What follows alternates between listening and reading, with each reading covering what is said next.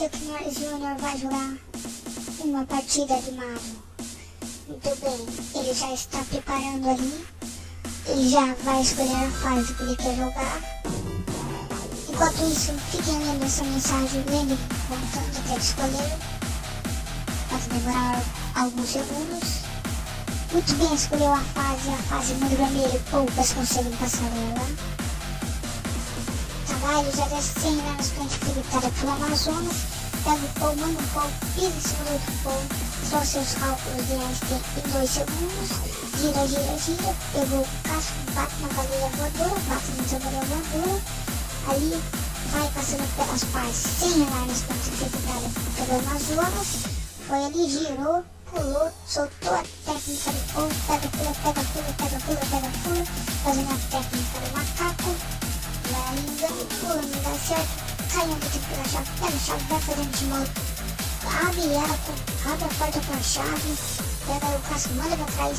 Manda o outro na frente, pisa no Paul. Ali, ó, pega ali, manda.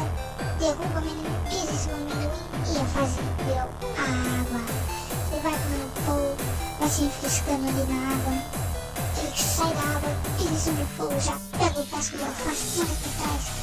Pega, pisa em cima, você pode ver, tem que ser Chuck Norris ou Chuck Norris Jr. para passar essa fase.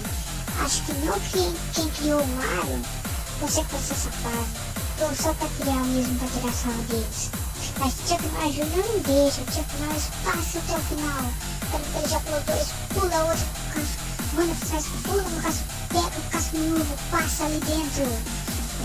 Pisa no casco que o menino mandou, mata o menino, vai pulando ali na sua. Pega ali a velocidade, pega a chave, abre ali, pega o casco, bate no casco, bate no seguro e passa. Isso que é jogador. Filho de Chuck Norris mesmo. Fez pro pai, já tem ali no sangue.